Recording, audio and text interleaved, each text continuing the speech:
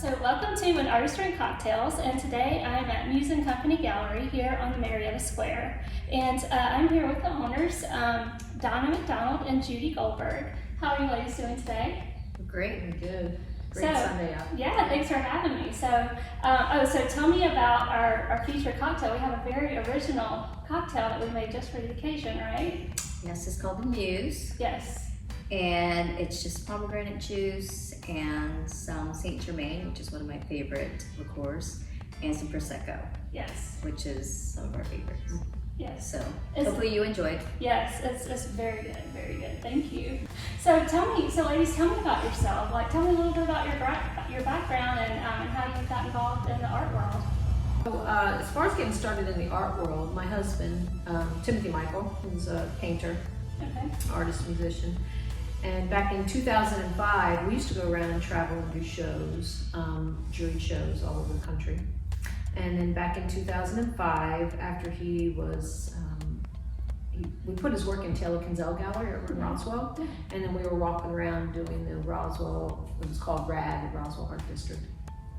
And we were walking around during one of their shows, and we met Ford and Christy Smith down off of Oak Street, and their work was kind of not similar, but their work was vibrant, contemporary, and landscape kind of a feel. And so they were encouraging Tim to open up a gallery, and so neither one of us was in that kind of business. I was in the restaurant business, and then, like I said, Tim was just painting, so we didn't know anything about running a gallery, but we really did. We just kind of went home and thought about it, prayed about it, and said, you know, Tim was like, well, I'm going to call a few clients, and if I make this much money within the week, then that'll be our decision. That'll give us enough to run a gallery for a year. Yeah. And he made it on his first phone call. Oh, wow. So we kind of knew we were... The sign was there. Sign was there, so to open the gallery.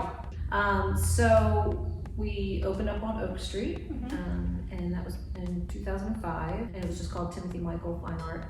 And then we started bringing in some other friends that we knew out on the circuit doing jury shows, Signe Grushevenko and Susan Eastern Burns, and so we just had several artists that we were just bringing in instead of just having his work. And then fast forward 2009, you know, recession comes in. Oh, yeah. There was like 11 galleries, I think, in Roswell at the time, and we had a thriving art scene there, but we made it, and so it was a tough go of it. So during that time, you know, we decided Tim got out of the business of the art side of things and just decided to go paint. And I turned to two of my dear friends, Sheila Grubb and Judy here, and we all knew each other from church. And I knew I needed to bring in people that I could trust, because I didn't know what I was, you know, bringing somebody into your business and seeing what you can do. You had to bring in people you could trust. And they were both, I think at the time, ready to kind of do a little something. Their kids were growing and, you know, that kind of a thing. So, and we formed Muse. And then from there... That's history. That's history, yeah. Did you have any art background prior to meeting this artist? Not really. As a little girl, I always wanted to be an artist. And then I took art classes and, you know, art history classes, and I loved that, but because of my practical side, I decided to major in marketing. Yeah. So I kind of went in the corporate route for a long time, and I was really happy when she asked me. Now I do the business side of things still, so I guess I still do that, but I love that I can incorporate the creative side. Because it is in me, and I love that I can participate in that. I'm so grateful she asked, and you know, we have a lot of fun. So tell me, what is it like getting an art gallery up and running? You know, like, what are some of the things you need to think about, or, you know, business decisions you need to make? I knew that one thing was key, I believe, to any gallery, especially. We knew we wanted to focus on original art. So that was one thing. We knew we wanted original art. We didn't want to get into prints and giclées and things like that. That was not who we were. Nothing wrong with that, but that's just not who we wanted to be. We wanted to focus on original art and quality art. So that was like, that's key. I love bringing people together. So for me, it was really important to have a place that was welcoming not where you're going into some place where it's a little cold. And I mean, you know, those galleries are awesome and I love them, and, you know, but it was very important for us to be able to have that connection, and people felt, you know, they could come in and not feel like, oh, I don't know what I'm talking about. Yeah. Intimidated. Intimidated, yeah. So anyway, that was key for me. Yeah, and that is huge. Yeah, I think if you're going to open up a gallery, you have to figure out too, okay, what genre of art we want to carry, what type of artists. Like Donna said, I think for us as Muse, when we formed it, we wanted to make sure, because Donna did have that sort of family atmosphere with the artists, we wanted to keep that.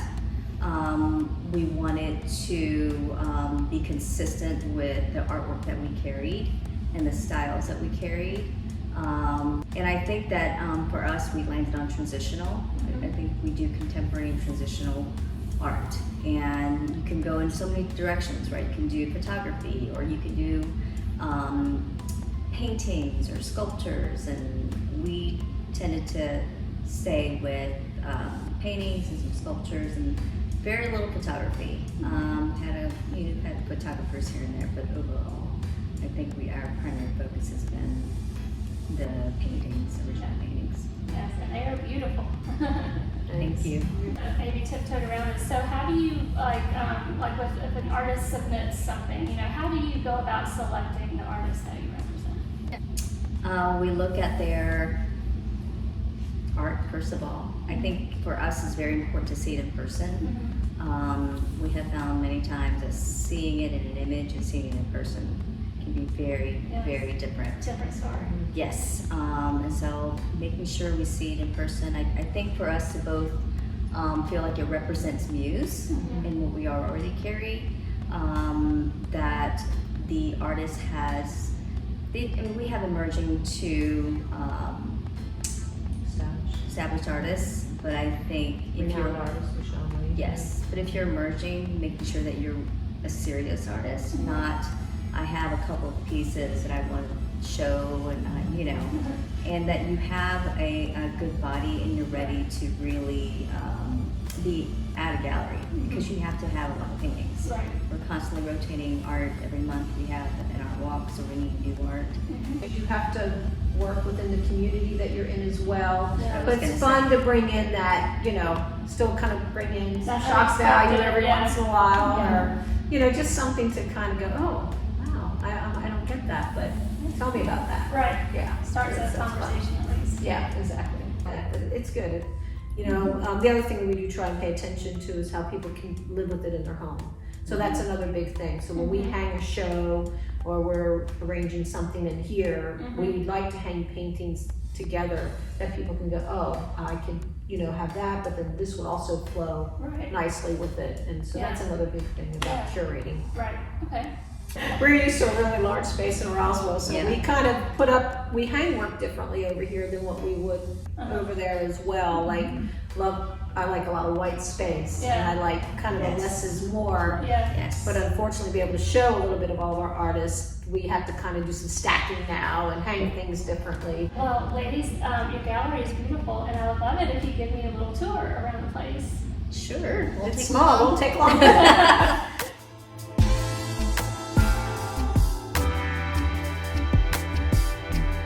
This is one of our newest artists, Laura Miller. She has quickly become one of our favorites. She recently moved back from Montana, and she focuses on painting on wood panels, really big wood panels, as you see. And each piece has a story, which makes the piece even more special. And so it's like a little treasure hunt in each piece that she does. But we love her artwork. She does mixed media, and she is so unassuming as an artist, and she's so humble. We appreciate her heart and her willingness to, she's just so excited, I think, to be with us, and that's refreshing as a gallery owner when you've met so many artists, you know, over the years, and it's just refreshing when you meet somebody with such a childlike heart still, who is a seasoned painter and who does it really, really well. You've been repping Donna since I've been repping Donna since 2007, I believe, is about how long it's been. It's become a very dear, dear friend of mine. We just love, again, her heart and soul just comes through in her work. You know, she has a story to tell about her portraiture work. You know, she's very trained to paint you to look exactly like you, do portraiture work. People used to fly all over the country to paint children and priests and just all that. So she's very classically trained. And I met Donna when she moved here to Atlanta, and we got her a loft downtown, and she was doing children's portraiture work, and she would sit there and just, you know, she would be moved emotionally because, you know, she was, you know, one of the women that had a hard time having children. And so I said to her one day, I was like, okay, let's just go a little bit raw, a little bit organic. Let's get off the edge a little bit in portraiture.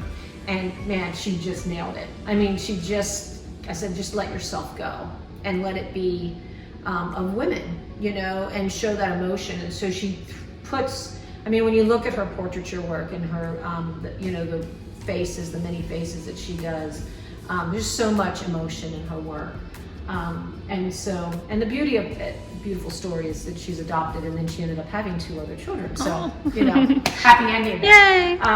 Her landscape, she's from, you know, she lived in St. Simon for a long time. And so, you know, a lot of her landscapes will have that marshy, moody feel to it.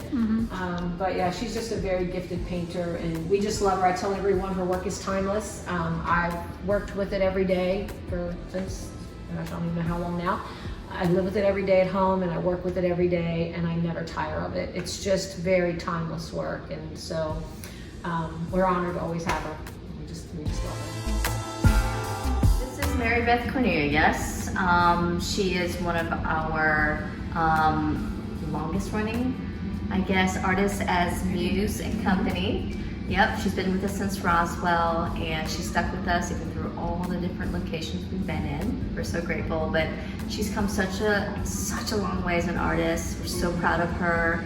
We love how brave she is with just taking chances with her art and just doing whatever that comes to her at the moment. And it is a leap, and you know, we just appreciate her just doing that and then allowing us to be able to represent her. Thanks, Judy. That was really sweet. So, and I have loved being at Muse for all these years. They gave me my first start, and I will always be grateful for that because they talked about the right way that an artist should approach a gallery, and of course I did everything wrong, and they still took a chance on me. I still remember the first time I brought them all of my pieces and I laid them on the floor because I hadn't had anything, I didn't put hanging stuff on them or anything, but they took a chance, and so we're still good friends and I'm still enjoying the journey. Oh, good. Well, tell me a little bit about your background. Like, how did you become an artist? So I, you know, like Judy, we all start out thinking we're going to be artists, but you know, took a path towards a little more economic measures, and I have an electrical engineering degree. Okay. And worked in the power and oil industries for a long time. Had 2 kids, retired, and found, you know, once they went off to college, I had lots of time left again, and so started back into the art world. And it's been wonderful. It's been great. I really, really enjoy it. I was thinking about one of the things that Judy said where she, you know, they like the boldness and that sort of stuff that comes in. And I do have a sign in my studio that says, take the bigger risk to get the bigger wow. Oh, I love and that. And I try and do that all the time. Yeah. Because one thing I always think about is that the biggest insult you can do to my art is to walk right by it and not even see it. But if you stop and even say, oh my gosh, what was she thinking? At least I got your attention. Right. So either way, I enjoy that part of it. So, but yeah, so since then I took lots of painting classes and drawing classes and kept trying different things. I entered juried shows to see if I had anything, and then when you start winning them, you go, well, maybe I've got something here, and that built my confidence. And then when I came to Judy and Donna, that built my confidence even more. So, and I have been able to branch out. So how would you describe your work and what influences your work? So it's definitely not objective abstract, and it's usually large scale. And I think at the beginning what influenced it was just the expression of it, and learning to express myself and learning to put that out there. You have to be a little bit vulnerable. So I did that. And then as time goes on, you still develop even in abstract work. It's not just scratching and throwing paint up there. There's lots of composition rules out there that you can break and apply or not apply.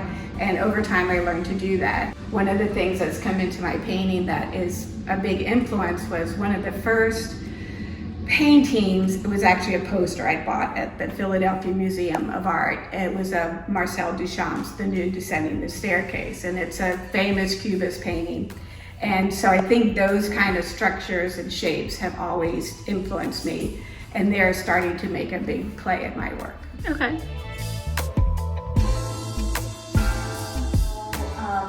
Another artist that we carry is April Riley. She actually came the same time as Mary Beth, and she also had the floor incident that Mary Beth mentioned, and she's come a long way as well. I think when I think about April's work, I think of color. She is such an amazing colorist. I tell that to potential collectors all the time. She's just an expert at color. I think it shows very clearly in her work. She also is sort of a free painter in a sense that although she does florals and people and abstract, she just kind of starts painting and lets the paintbrush, I guess, lead her to whatever's going to be on the canvas. And she's a risk taker in that way. Maybe Mary Beth influenced her. But she is definitely another very collected artist at our gallery, and she resonates very well with so many people.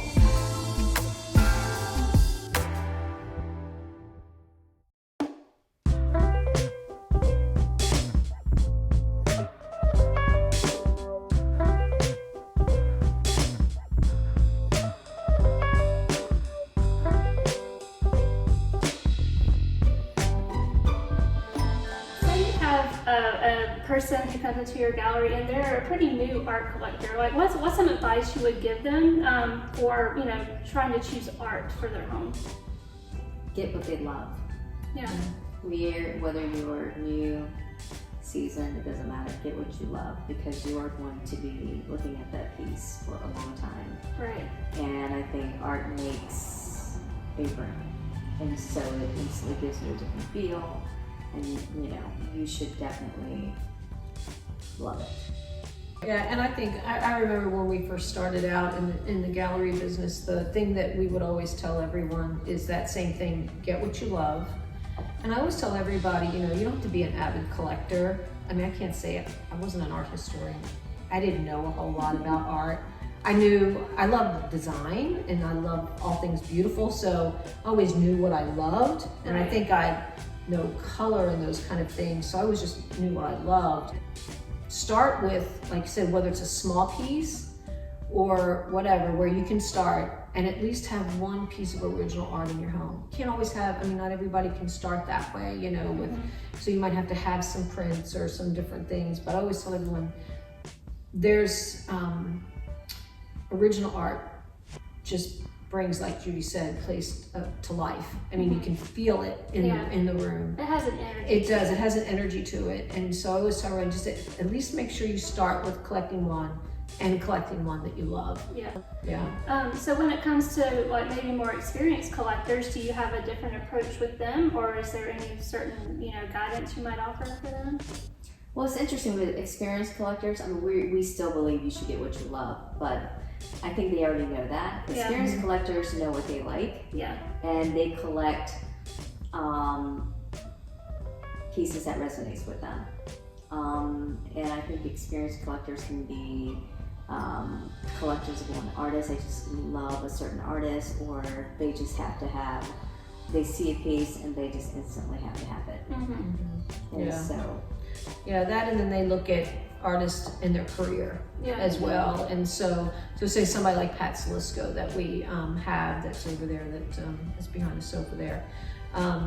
You know, she's a very serious artist, starting to be collected by museums and things like that. And so there will be, we don't have a lot of those, like some of the other most serious collectors are more looking in town a lot of times in New York and those places. And but we will get some of those. We carry the Jean Lees, and we have the Pat Saliscos, and we have those where people are wanting to see, okay, they want artists that are really building their career and going in that direction. And so yeah, like Donna was saying too, I think that the seasoned collector, I think they understand more of the details. Like, is it mixed media? You know, is it oils, or is it, you know, a certain style maybe? And I think they care about those things more.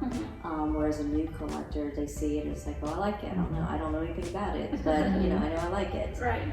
With a seasoned collector, they have, I think, a better understanding of maybe artist's process, or they want to know more about that, like Donna was saying, and they get into the more nitty-gritty of the actual art piece and the artist. So tell me about some of the services that you offer with your gallery. Well, we offer, I think one of the main things that we offer is a complimentary in-home consultation. So people come to the gallery or go to our website and, you know, look at work. This happens a lot with designers, but also individually, you know, with our clients that come in. And we load up. It's one of our favorite things to do, you know. That's the behind the scenes of the gallery that's not always pretty. Loading up in the rain or the heat or whatever. And it's one of our favorite things to do. We get to show off our artists, and we get to help them find, you know, great pieces for their home. And then we so often end up just being great friends with a lot of our collectors that way too. They're actually bringing us into their personal space. But we also love, you know, we're not going to put something up there and go, oh, we're just selling it to you to sell it. You know, I mean, now we love the fact that if you're buying an art piece because you just want to buy that art piece because you love that art, it's very important, and that's what you do, you know.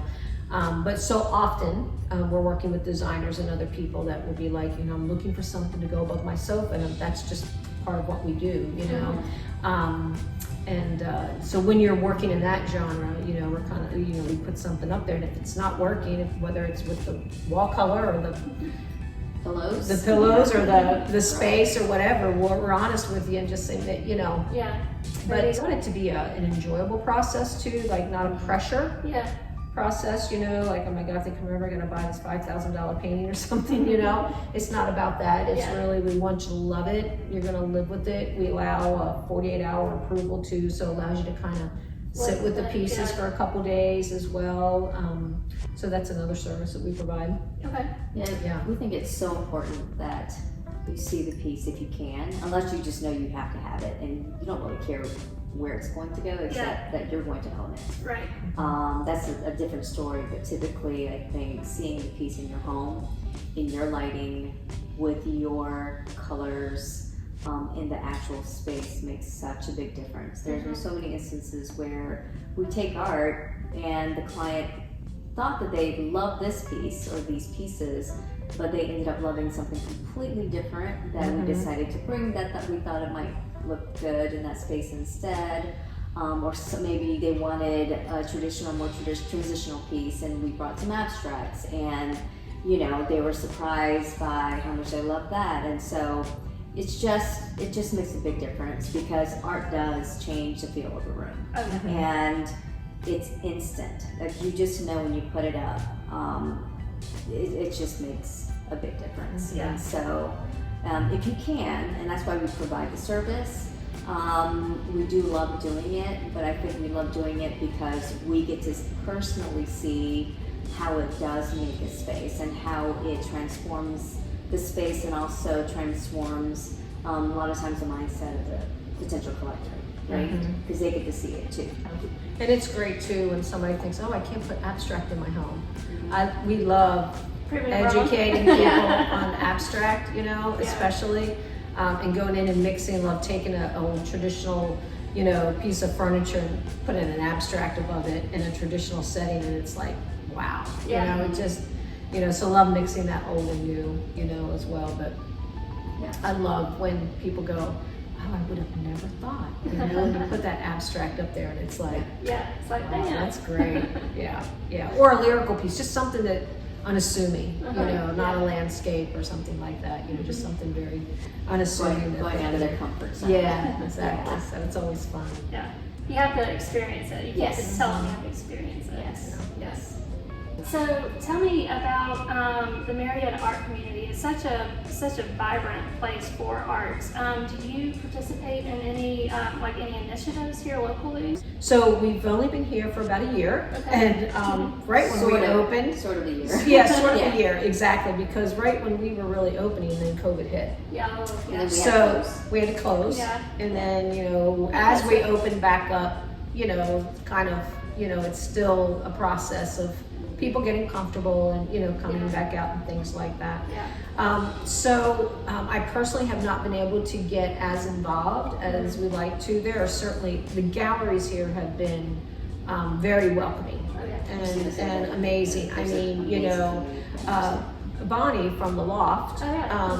you know, she had Gallery 43 in Roswell for a period of time too, and then she came over here and then opened up the Loft, and you know, so I remember us taking a walk around here one day and just going, oh, we'd love to have, that was a couple years ago probably, like, oh, it'd be kind of fun to have a gallery over here, you know.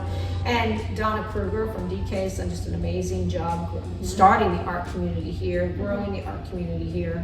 And then, so then there's, and then there's several other galleries. There's Robert Kent Gallery, and there's North Park Gallery. Am I missing anybody? I can't think. Well, right there used now. to be other studio artists. galleries. Studio artist galleries, things like that. So it's been a great community to get involved in. Huge support of the arts, from, you know, the galleries to the theater to, you know, I mean, the trail fest that they do, the murals in the square. Just a real love for the arts here, and it really shows. So the question is, if you could invite anyone from history who's ever lived or is currently living over for a cocktail to your home, who would you invite? Mine would probably be a musician, because I'm a lover of music. So for me, gosh, I'd have to say I'd be torn, because I have some really good ones that I just absolutely love. But you know, Cat Stevens would probably be my guy that I would want to come over and just kind of hang with, and Jam out to some tunes. just have some cocktails together and talk, and be between him and I think Cat Stevens would probably be my one that I would just love to sit and just kind of listen to. And hang out with. I love him. He's one of my favorite singer-songwriters. So. Okay. I think maybe maybe a master artist, you know, like Picasso, Van Gogh, and I think their minds are so interesting, like the history of both of them, and then having them come to this century and seeing the art now, and then discussing their thoughts on the art back then and how they represent it now. Right? And getting their feedback on the art today. I think that would be interesting. That would be Social media. I know, I was just ready to say, could you Yeah. imagine them on social media? That would be interesting discussion. So That would be. I remember seeing a meme. It was like Van Gogh, or it was like, "Oh, I didn't post on Instagram today." You know, it's like. Well, thank you, ladies, for letting me come to your beautiful gallery today and for sitting down and chatting with me about art. Thank you. It's been a pleasure.